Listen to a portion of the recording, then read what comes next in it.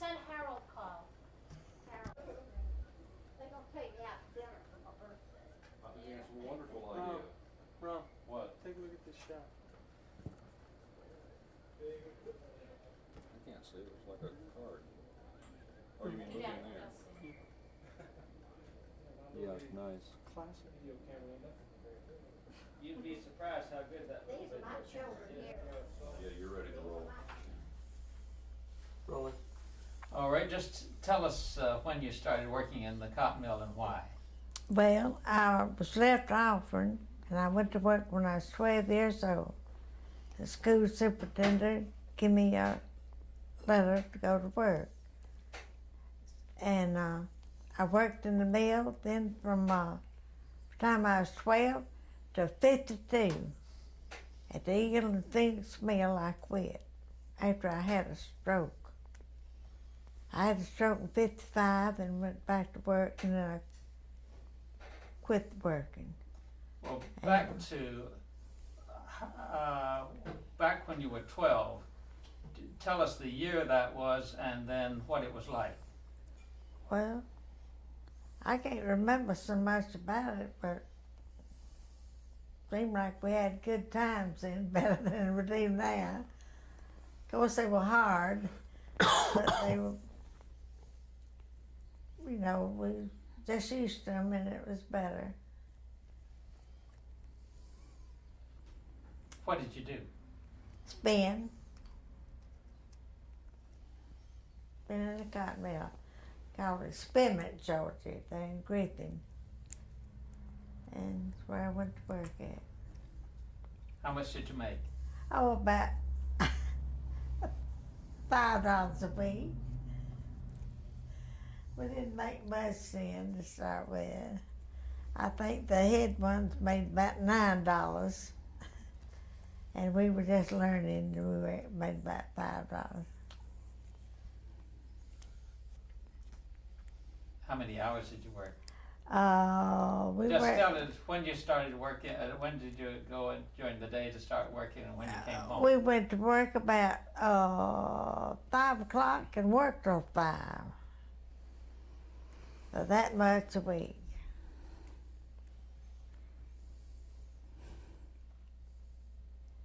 And could you tell us? Do you have any memories of that time? Oh, yeah, I have lots of memories.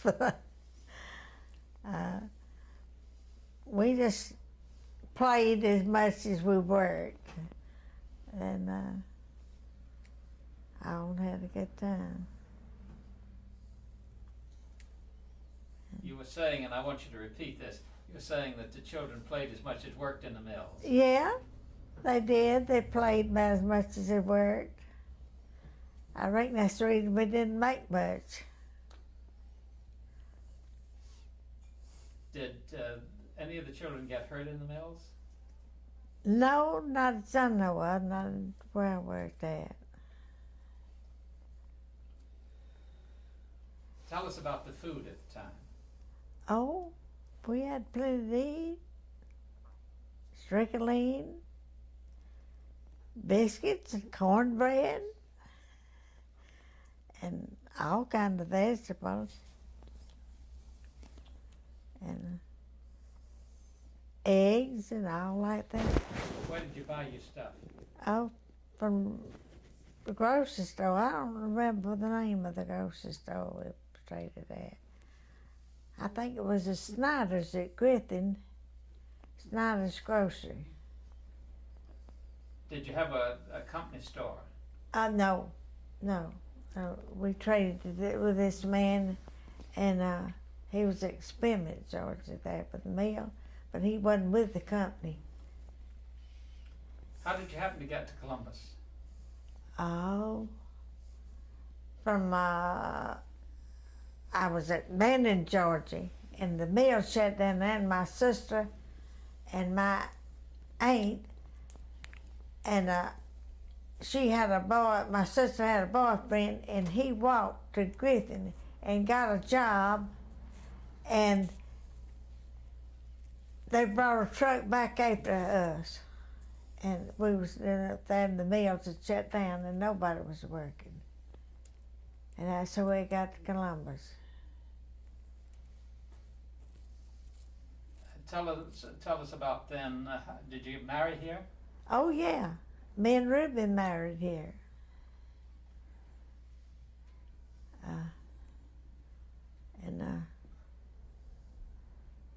We lived, I think he lived about 6 years actually married. We had 2 boys, 2 girls. Of course, the last girl wasn't born then. And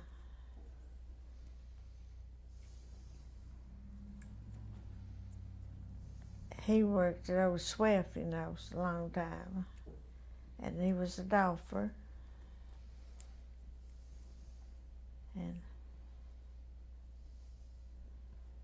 that's about all I can remember. Do you remember, was he a member of the Union?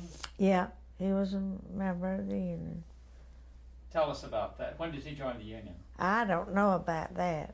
He must have been in the Union before me and him married, because I don't know about that. Did you ever join the Union? No, never did. I never was asked to join the Union. Do you know why not? No, sure don't. They never had it at the Bradley Mill, never had it at Eagle and Felix when I was there. Never asked to join the Union. Now, Rex? George, Yeah? don't play with your collar right there, that's where the microphone is. Thank you. Thank you. Sorry. Rex, do you want to tell us about your father? Well, I was only 2 years old when he was killed. Like I told you before, I can almost remember him. And my grandmother told me after he was shot that I would, see a crowd of people, I would look for him. And I guess the reason that was because I was a baby, and he probably took up more time with me than he did with the other. That's the natural, And I've always, I can just about remember him, but it's not quite. Okay, now I want you to, though the audience knows nothing about this at all, just tell the whole incident that happened. Well, he was at home. They was having, Say my father was at my home. father was. Give his name, too. All right, my father, Reuben Sanders, was at home. They were having a labor dispute in the cotton mill, which was in the same neighborhood that he lived in, but he was not employed at that particular mill. He was employed at Swift Mill, which was several blocks away.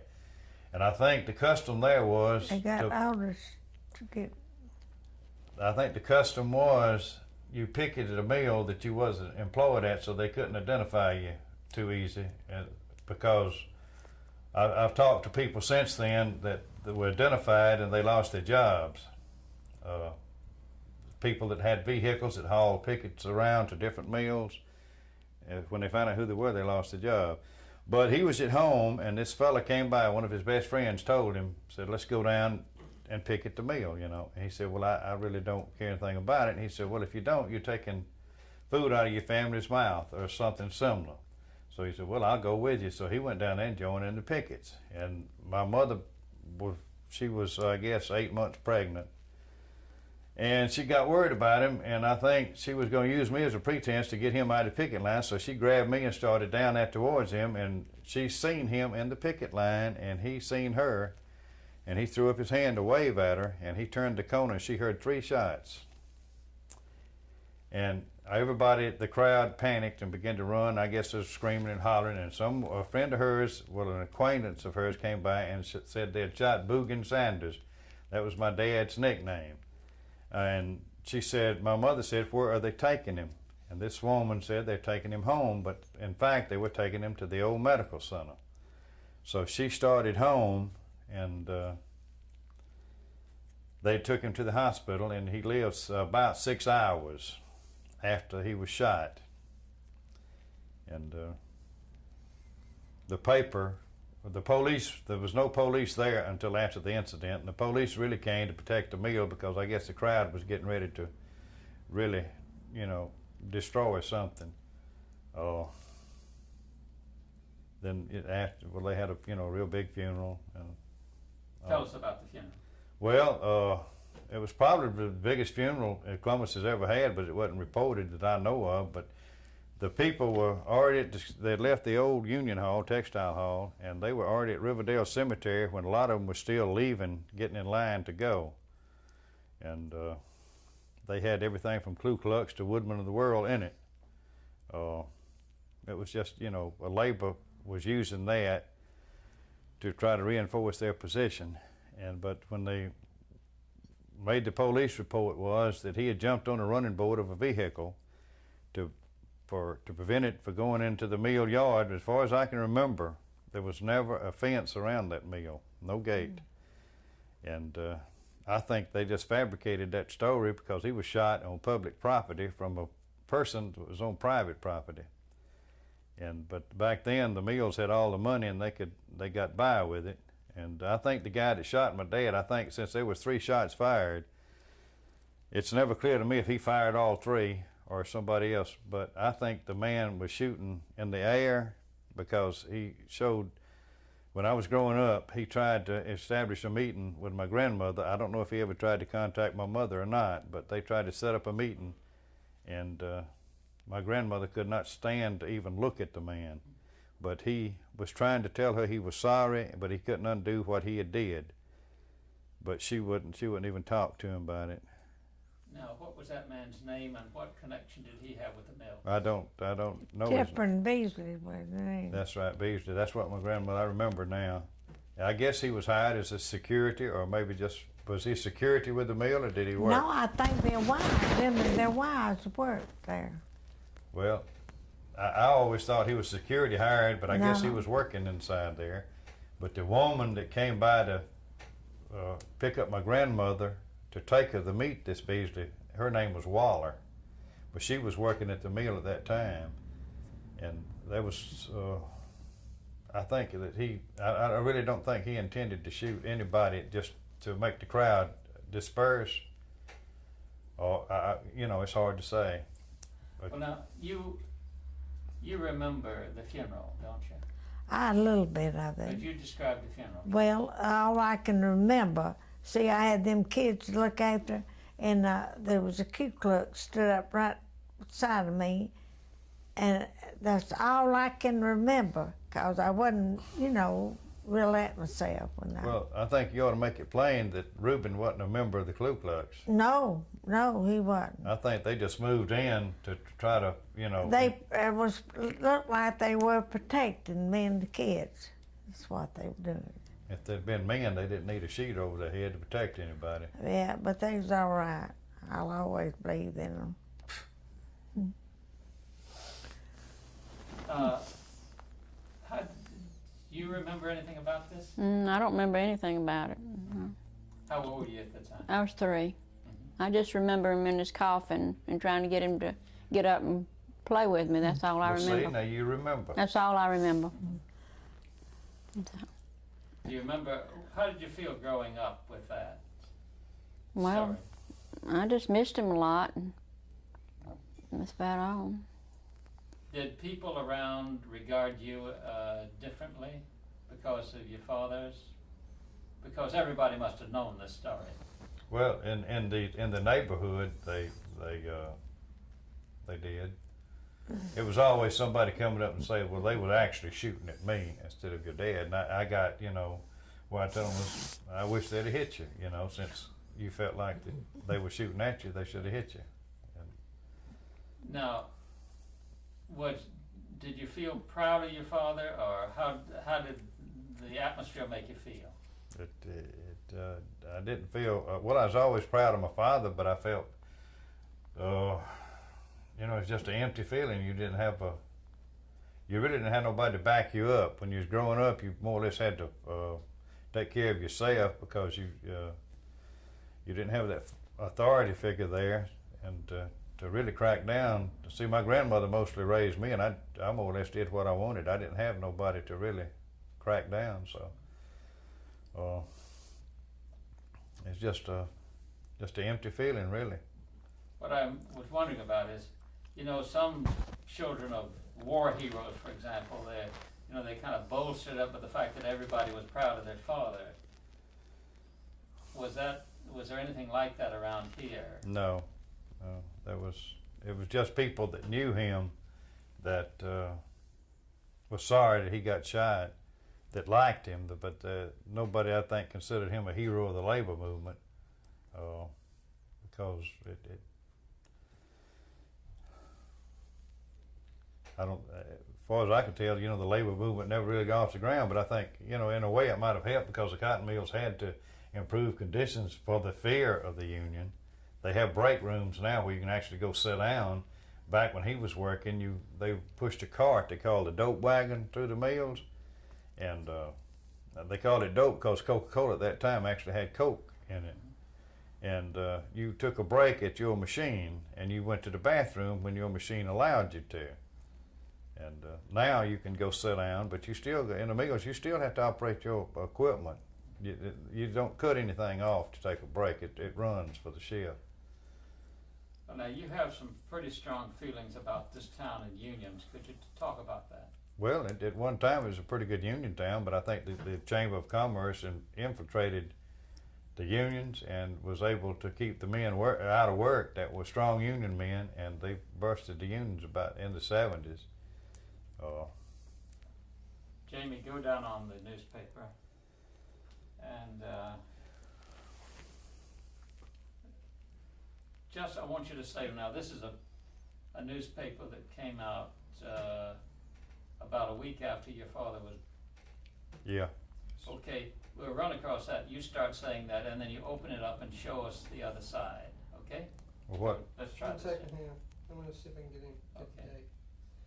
Okay. What do you want to show? Open it up to the picture section. That's right. Yeah. All right.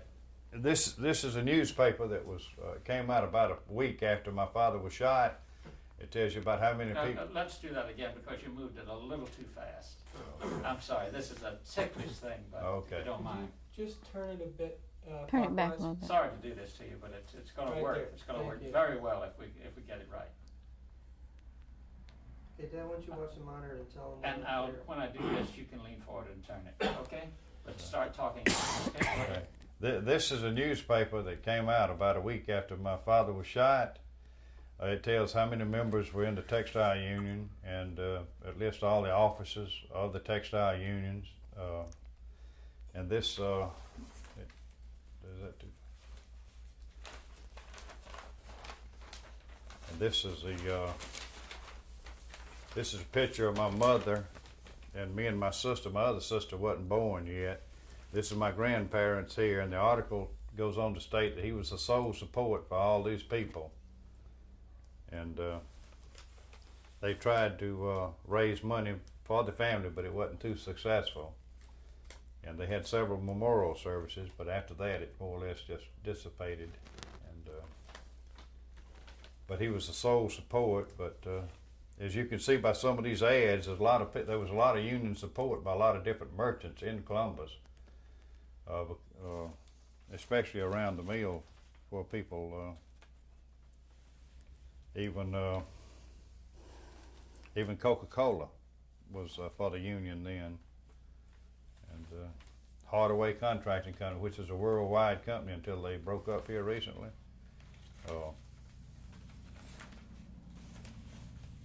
And then the Nehi, which is the parent company of R.C. Cola, which is nationwide, this is a sympathy to the family of William Reuben Sanders. So at one time, I guess they was trying to get something going, but I think, as I was talking to you a while ago, I think the war kind of took the edge off of that. There wasn't no pressure then. The textile contractors had to more or less go with the union. Then after the war, conditions got better because other jobs opened up and they don't have the built-in labor supply they once had, but since everything's going foreign, they don't need them. This past week, I read in the paper where West Point Pepper laid off 1,600 people that day, just came out on the floor and said, "You're terminated now with no notice." That may make them stop and think they might ought to unionize a little bit, but see, I thought they had a law when you had so many employees you had to give a 30-day notice. But the paper said that it was effective immediately. That's only if they close the entire plant. Oh, They have to well, give it they 2 got weeks. rid of, I don't know how many. See, what they call the valley up here is just, it's one cotton mill right after the other. And those people up there worship the cotton mill owners. When Farley was the guy I was trying to think of when I was talking to Judy. When he took over West Point Pepperell, those people up there actually had a pep rally for Mr. Joe and the owners, you know, just like they were some kind of local heroes. And when Joe got the money he wanted, he had a golden parachute. He just bailed out, you know. And now Farley can't even complete his deal. He don't have enough money. Just sort of like Donald Trump. He overextended himself. Do you think it made a difference when people were drafted in World War II, saw that there was something other than the mill? Well, because we've heard a lot of people who said, well, after the war, I didn't want to go back to the mill. well, they wanted a better life. They seen that, they seen that they went off and fought the war for the rich man. The owners, you know, the owners' sons didn't go to war. They got deferments. In fact, there's a local millionaire. His sons went to work as plumbers. That was a priority job. All right. The other guy's son went over there and got killed or blown away. And those people simply, you know, when they came back, they were just tired of that. And that's really when the automobile workers and everything really got their big boost is right after the war, because they really beat the hell out of them. Henry Ford would invite them to his plant and then had the thugs beat them up, the organizers. They still got a propaganda machine going. They say the reason our cars are worthless is on account of the workers. But the workers do not design anything. They merely put together what they are handed, and they can't stop it. Well, let's talk a little bit about Columbus. This is pretty much an anti-union town now. Could you describe it as that, and why? Well, there's no major, until recently. Let's say, Columbus. Well, Columbus, until recently, had no major manufacturers outside the textile. Our biggest employers were Civil Service at Fort Benning and the textile mills. All right, these other, when the manufacturer would move in here, like Pratt Whitney or somebody else, they had already dealt with the union. They knew what it took to keep people satisfied and happy and treat them decent, and therefore they didn't want a union. There's no point in having a union if you're getting everything you want. Because a lot of unions have a tendency, if somebody gets in, sort of like Jimmy Hoffa, then you need to get him out. But when they move in, they've already had experience. That's the reason they come south. They say, we're not going to make this mistake. We're not going to mistreat these people. We're going to treat them decent.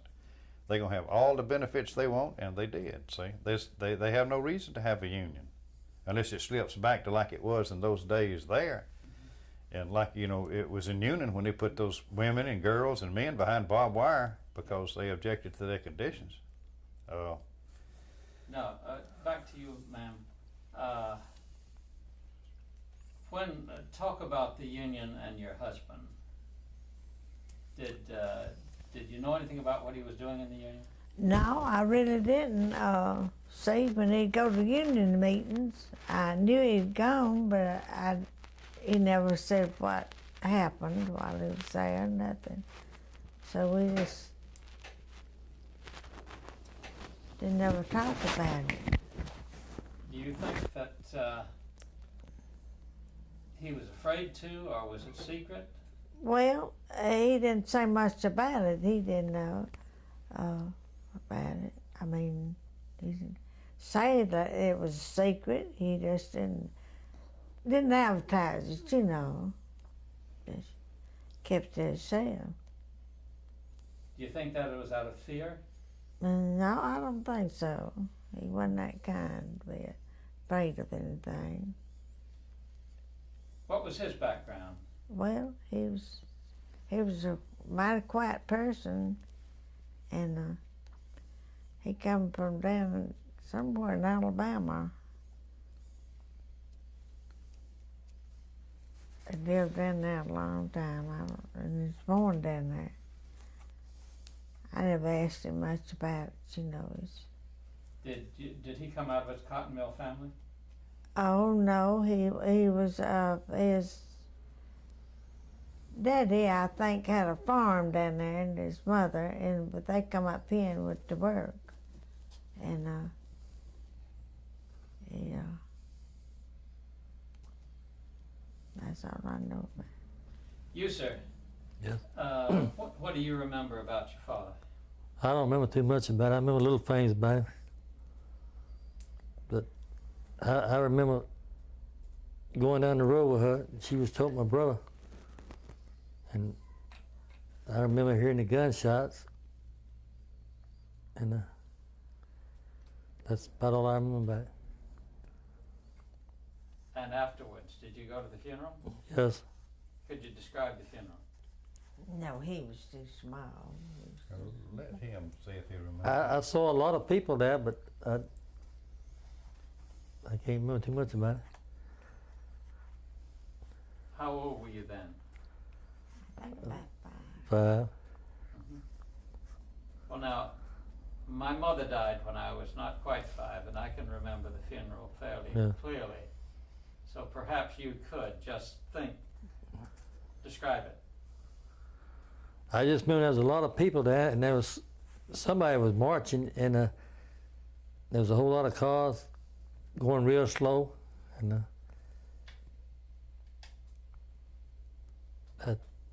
that's about all I can remember about it. Afterwards, did people talk to you about it? No.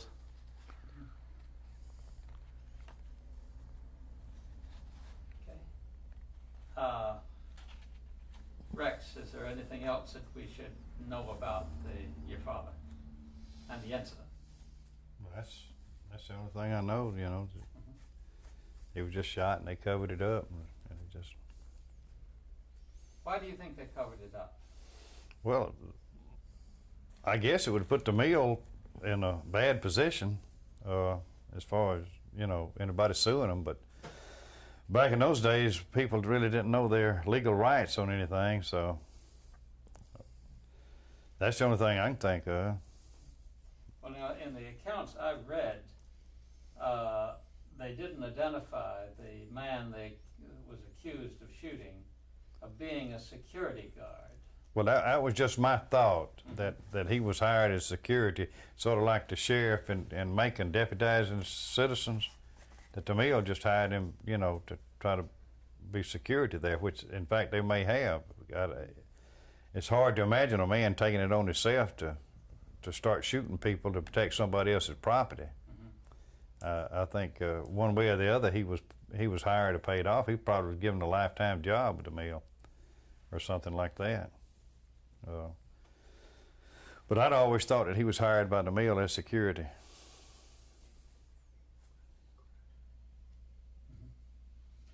Is it possible that he and your father had any falling out? Because that was hinted at in one of the accounts. I was given the impression, the only time I ever seen him, that he was possibly acquainted with my father. But he showed so much remorse that I don't think there was any hard feeling there. I don't think actually he was shooting. I've had so many people tell me that he wasn't, that they was the one being shot at. They was apparently doing something. And he was just walking along. See, it wasn't even planned for him to go there in his mind, you know.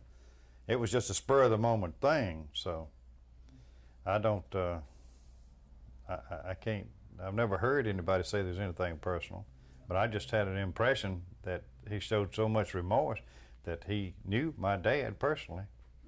Or if he was an enemy, he would, you know, he wouldn't have showed that kind of remorse.